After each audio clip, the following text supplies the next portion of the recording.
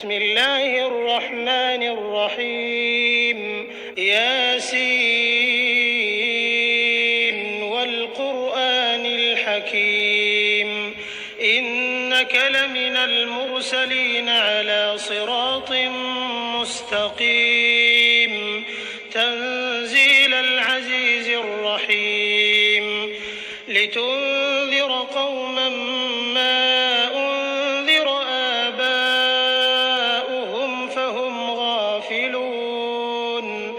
لقد حق القول على أكثرهم فهم لا يؤمنون إنا جعلنا في أعناقهم أغلالا فهي إلى الأذقان فهم مقمحون وجعلنا من بين أيديهم سدا ومن خلفهم سدا فأغشيناهم فهم لا يبصرون وسواء عليهم أأنذرتهم أم لم تنذرهم لا يؤمنون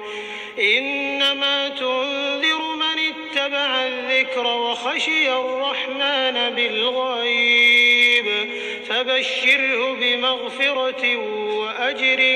كريم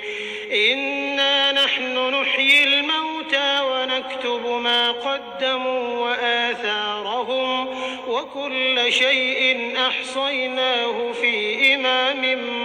مبين واضرب لهم مثلا أصحاب القرية إذ جاءها المرسلون إذ أرسلنا إليهم اثنين فكذبوهما فعززنا بثالث فقالوا إنا إليكم مرسلون قالوا ما أنتم إلا بشر مثلنا وما أنزل الرحمن من شيء إن أنتم إلا تكذبون قالوا ربنا يعلم إنا إليكم لمرسلون وما علينا إلا البلاغ المبين قالوا إنا تطيرنا بكم لئن لم تنتهوا لنرجمنكم وليمسنكم منا عذاب أليم قالوا طائركم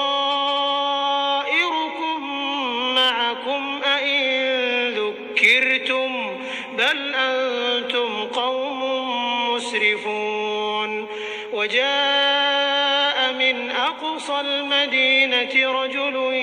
يسعى قال يا قوم اتبعوا المرسلين اتبعوا من لا يسألكم أجرا وهم مهتدون وما لي لا أعبد الذي فطرني وإليه ترجعون أأتخذ من دونه آلهة إن يردني الرحمن بضر لا تغن عني شفاعتهم شيئا ولا ينقذون إني إذا لفي ضلال مبين إني آمنت بربكم فاسمعون قيل ادخل الجنة قال يا ليت قومي يعلمون بما غفر لي ربي وجعلني من المكرمين وما أنزلنا على قومه من بعده من جند من السماء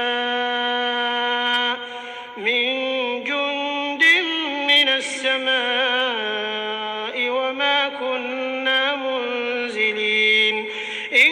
كانت إلا صيحة واحدة فإذا هم خامدون يا حسرة على العباد ما يأتيهم من رسول إلا كانوا به يستهزئون ألم يروا كم أهلكنا قبلهم من القرون أنهم إليهم لا وإن كل لما جميع لدينا